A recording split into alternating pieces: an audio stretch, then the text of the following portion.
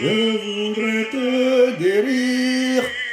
J'ai vu tes larmes, ta souffrance, mais pour avoir la délivrance, il faut apprendre à m'obéir. Je me tiens à la porte, je suis ton maître, ton sauveur. C'est le bonheur que je t'apporte. Ne veux-tu pas m'ouvrir ton cœur?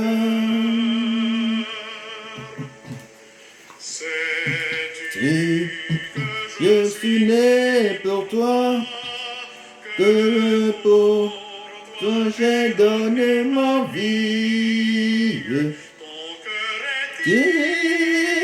L'hôtellerie sans place même pour ton roi. Souvent, année après année, chez toi j'ai frappé mes enfants. Si le soir de la journée, ne veux-tu pas m'ouvrir ton cœur? Voici le soir de la journée, ne veux-tu pas m'ouvrir ton cœur, bien-aimé? Shalom, bien-aimé dans le Seigneur, peuple de Dieu, nous bénissons l'Éternel qui nous a encore donné cette grâce spéciale de nous rencontrer cet instant précis de l'histoire de notre vie. Nous disons notre proclamation de foi ce matin à travers le psaume 107, versets 4 à 6. Ils erraient dans le désert, ils marchaient dans la solitude, sans trouver une ville où ils puissent habiter. Ils souffraient de faim et de la soif, leur âme était languissante. Dans leur détresse, ils crièrent à l'Éternel et il les délivra de leur angoisse. Dans leur détresse, dans nos détresses, dans nos difficultés, dans les situations les plus difficiles de notre vie, nous crions vers l'Éternel qui nous a délivrés. Nous crions vers l'Éternel qui nous a sauvés. Nous crions vers l'Éternel qui nous a donné de marcher dans la victoire dans laquelle nous marchons ce matin. Ce matin, nous confessons que nous marchons dans la victoire que Jésus nous a donnée au prix de son sang. Le sang de la nouvelle alliance, le sang du pardon, le sang de la délivrance, le sang qui parle mieux que celui d'Abel, que le sacrifice d'Abel, le sang qui parle plus fort que le sang qui circule dans notre organisme, le sang qui a reprogrammé notre sang, le sang qui nous rend juste devant Dieu notre Père. L'Éternel soit béni pour son amour et sa fidélité. Au nom de Jésus-Christ. Bien-aimés dans le Seigneur, peuple de Dieu, ce matin, nous allons parler de la prière et l'expérience.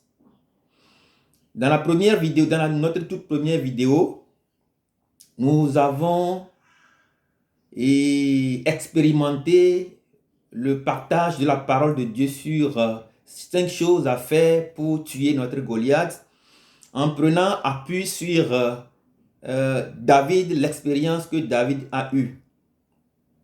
Et les 5 choses dont nous parlions qui pourraient nous aider à tuer notre Goliath, nous avons l'expérience que David a justement eue.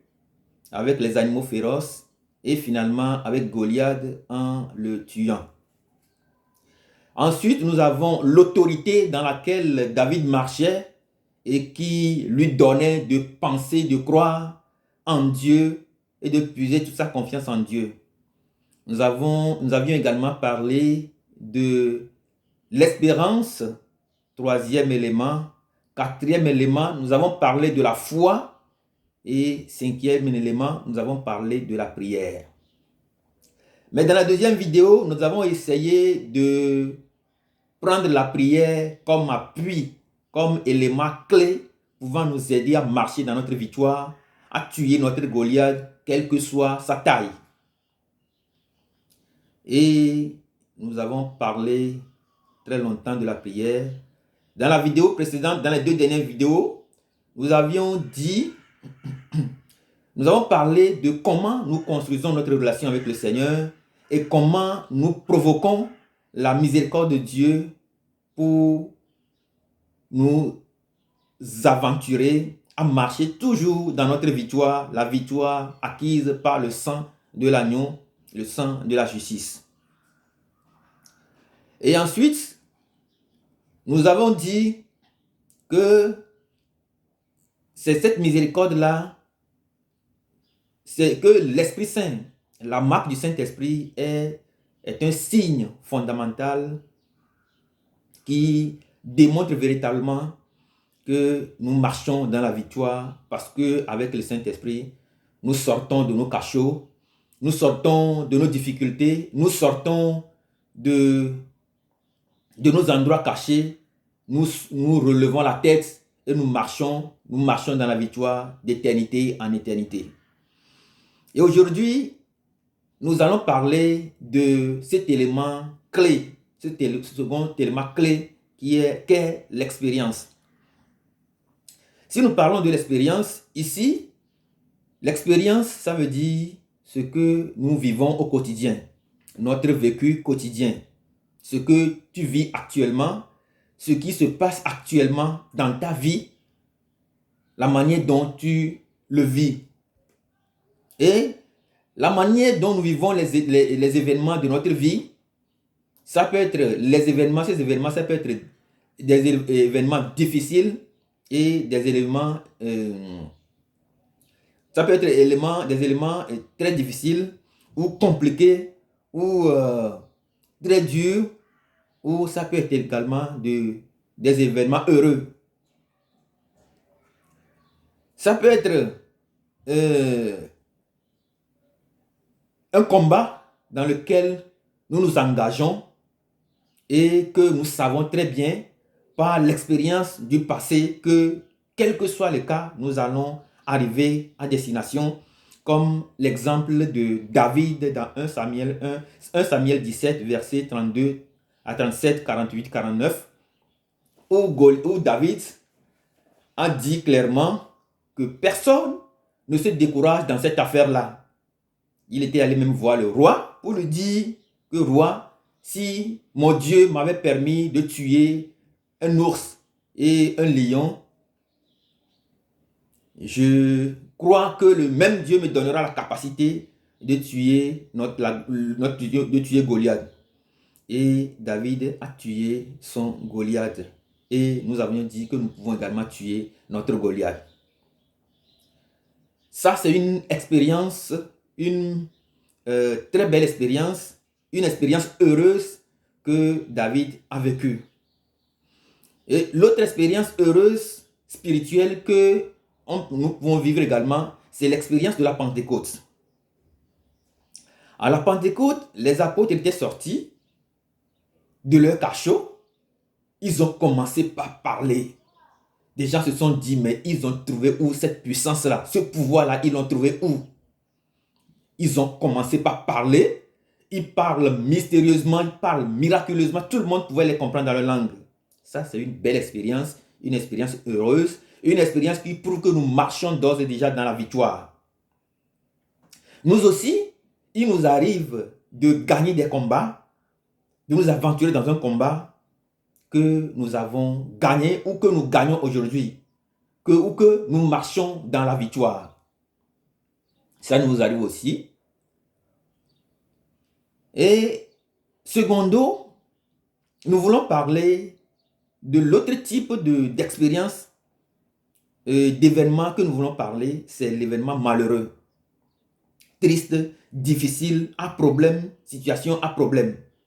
Donc les difficultés de toutes sortes, les guerres que nous connaissons aujourd'hui, les atrocités, les problèmes familiaux, les maladies, la stérilité, les problèmes de santé que nous avons. Ça, c'est des expériences très douloureuses que nous vivons dans notre vie. Aujourd'hui, nous voulons nous attaquer à ces expériences difficiles, très difficiles, compliquées, que j'appelle des dilemmes que nous traversons dans notre vie. Il y en a qui sont parmi nous malades, il y en a qui sont malheureux, ils n'ont jamais réussi, ils n'ont jamais réussi quelque chose, disent-ils. Ils sont toujours malheureux, rien ne marche pour eux dans leur vie. Nous allons parler aujourd'hui de ces expériences-là et nous n'allons pas creuser trop, mais nous allons justement attirer notre attention sur quelque chose. Quelle réaction faisons-nous dans nos difficultés? Comment est-ce que nous accueillons les difficultés, les problèmes, les malheurs, les difficultés, ces aventures malheureuses que nous vivons? Comment est-ce que nous les accueillons? Quelle attitude avons-nous? Quel positionnement tenons-nous quand nous sommes en face de ces situations difficiles, à problème, où il n'y a plus d'amis, il n'y a plus de frères, il n'y a plus de sœurs, il n'y a plus de famille, on est seul, on marche dans la solitude. Quelle attitude faisons-nous? Comme dans le psaume 106, la Bible dit ils marchaient seuls, ils marchaient dans la solitude. Ils étaient dans les angoisses, ils ont appelé l'Éternel, l'Éternel les a sauvés. Non? Dans nos situations difficiles, quelle réaction faisons-nous? Je vais donner un exemple très simple et plus proche de nous. Aujourd'hui, dans le monde, nous avons beaucoup de personnes qui disent qu'ils ont été hantés ou ils ont été hantés, ensorcelés par la sorcellerie. Et ils savent que c'est un membre de leur famille, ou ils savent que c'est leurs parents directs, ou ils savent que c'est les amis, ou ils savent que peut-être c'est les voisins ou les amis de quartier. Et tout ce qu'ils font aujourd'hui, c'est qu'ils attendent la mort de cette personne-là pour que finalement leur voie leur soit ouverte. Ça, c'est un exemple que je vais donner. Rassurez-vous, bien-aimés dans le Seigneur, peuple de Dieu, que même si ceux qui vous ensorcellent, même si ceux qui vous envoûtent, même ceux qui vous ont bloqué le chemin, meurent, la voie ne vous sera ouverte que par Jésus-Christ. Cela veut dire que lorsque vous attendez que vous ne réagissez pas, vous ne revenez pas à Jésus, le Christ, le roi des rois, celui qui défie les enfers, celui qui défie les maladies, les problèmes, les difficultés de notre vie, celui qui défie par son nom toutes nos faiblesses. Si nous ne nous revenons pas à lui, la voie ne sera pas ouverte. Les portes ne seront pas ouvertes. Les portes seront fermées. Pourquoi? Parce que justement, celui qui vous a envoûté est en lien, est un véritable point de contact avec la sorcellerie, avec le charlatanisme, et donc, ils ont eux aussi leur hiérarchie. Si vous pensez qu'après la mort de celui qui vous envoûte directement, vous allez pouvoir vous en sortir sans Jésus, vous détrompez-vous, parce que l'alliance que la personne qui vous a envoûté a faite avec la sorcellerie est toujours là, dans la haute sorcellerie. L'alliance, elle est toujours là, elle demeure toujours. C'est la raison pour laquelle Jésus-Christ nous appelle aujourd'hui. Aujourd'hui, quand vous écoutez la voix du Seigneur, serez-vous prêts à venir à lui ou à endurcir, continuer toujours d'endurcir nos cœurs? Voilà. Et donc, quelle est la réaction que nous faisons d'habitude dans nos difficultés? La réaction que nous posons, qu'est-ce que nous faisons concrètement? Nous, des fois, c'est des pleurs, des cris, des grincements de dents. On devient tellement aigri, on ne veut plus voir personne, on se sent rejeté par le monde. Mais ce que Dieu nous apprend aujourd'hui, le voici. Ce que nous apprenons de nos expériences, ce que Jésus veut nous apprendre, ce que nous pouvons apprendre quand nous avons des difficultés, des guerres dans le monde aujourd'hui, des problèmes dans les familles, des problèmes où les familles ne s'entendent pas, ou des problèmes de toutes sortes. Voici ce que Jésus nous dit. Voici ce qui est écrit dans la parole de Dieu qui nous interpelle à marcher selon la voie de Dieu. Dans Marc 4, versets 35 à 41, nous voyons que les apôtres, les disciples et Jésus étaient dans la barque. Et sur la mer, il y a eu une forte tempête. Et finalement, il devrait avoir un naufrage. Qu'est-ce que les apôtres, les disciples ont fait? La Bible dit, ils se sont tournés vers Jésus, ils lui ont demandé, mais Jésus, notre naufrage ne vient-il pas de toi?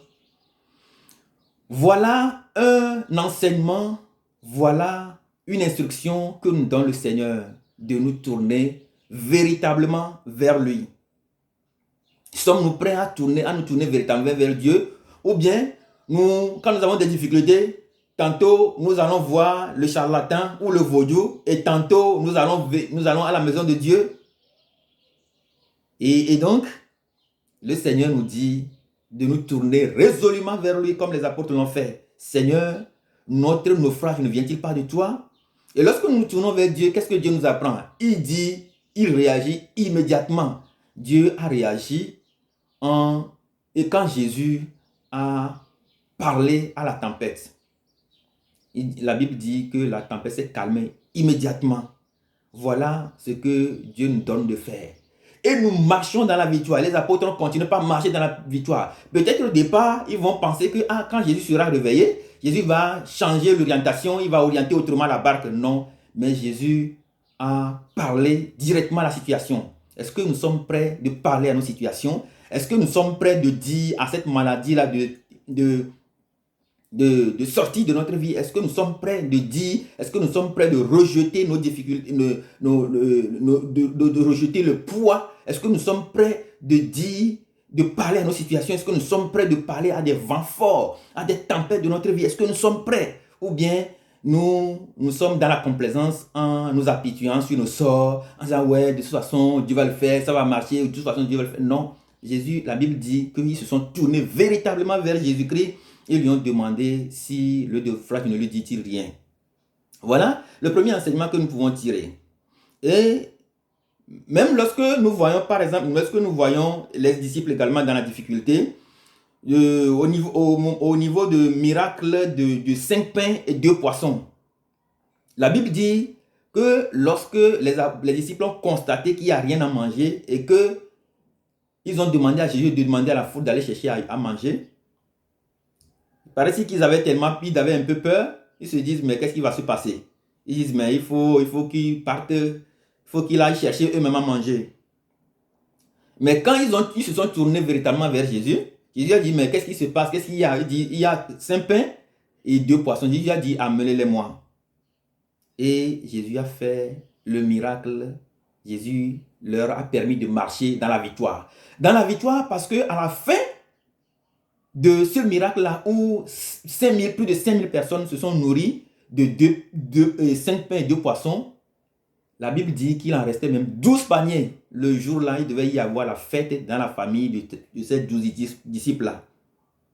Voilà. Et donc, nous voyons comment notre Dieu y réagit si véritablement dans nos difficultés, nous nous tournons vers lui. La parole de Dieu ne ment pas. Chaque parole de Dieu a une onction. Chaque parole de Dieu est une onction sous laquelle Dieu nous appelle à nous abriter maintenant et à jamais. Et donc, Jésus nous appelle de nous tourner résolument vers lui sans puiser notre propre force. Nous voyons la préfiguration de cet enseignement, de cette instruction-là, à nous tourner vers Jésus. Nous voyons une préfiguration de ce fait de nous tourner véritablement vers Dieu dans le livre de 1 Samuel 30, versets 1 à 9.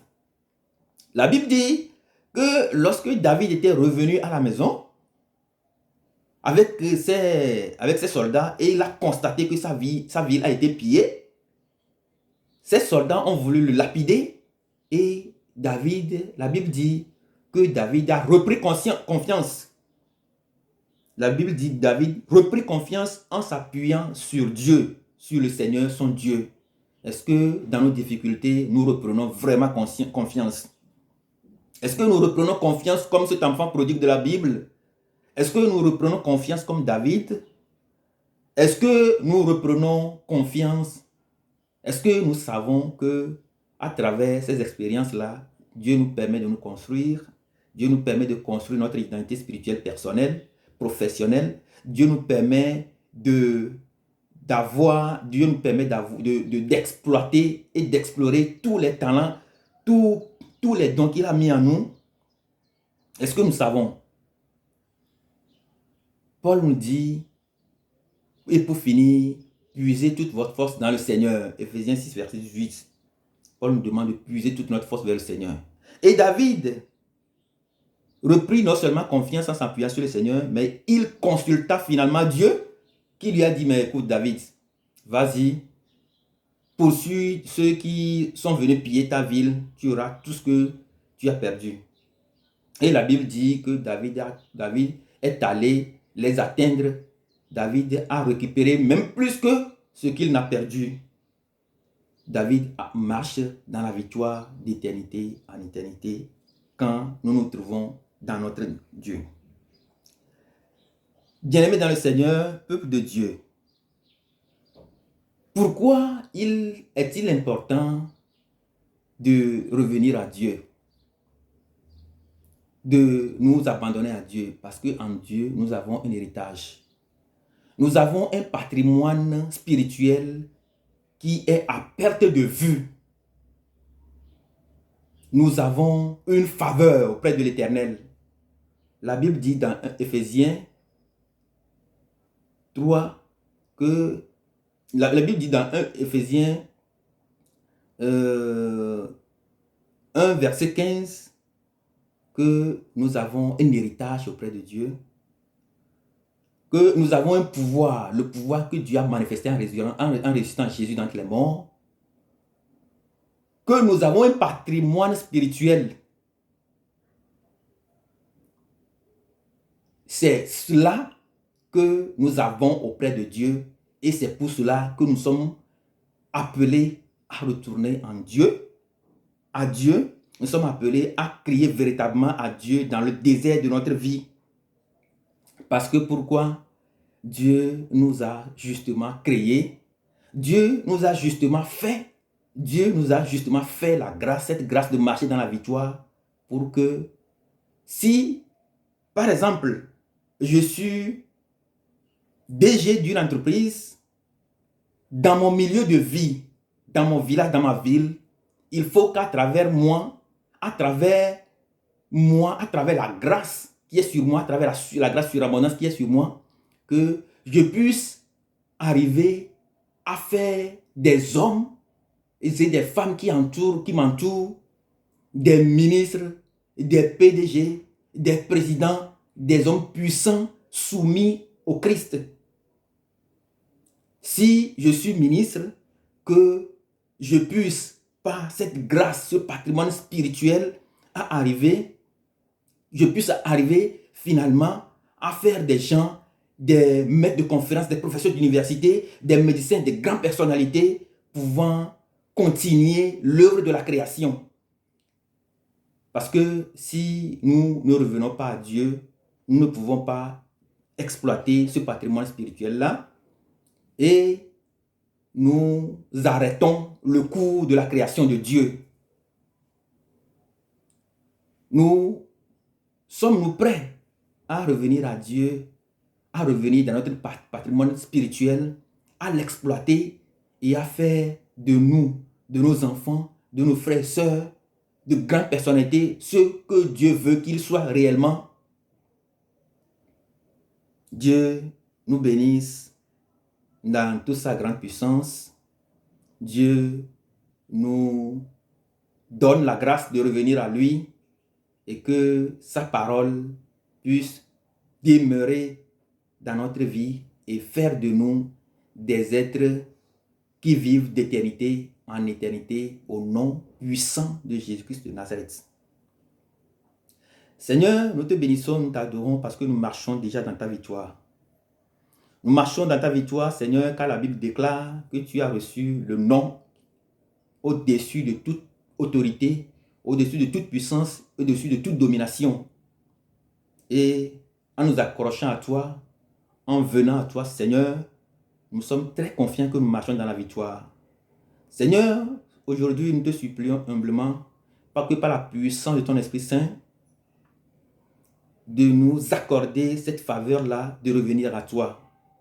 De nous accorder cette faveur-là, Seigneur, de nous tourner résolument à toi dans nos difficultés, de prendre confiance en toi, notre Seigneur, notre Dieu, et de te consulter à chaque instant comme le fit David et les disciples de Jésus-Christ, pour que par 2 pains, par 5 pains et 2 poissons, Seigneur, nous puissions nous nourrir, même si nous sommes des milliards sur la terre, surtout en ce temps de crise.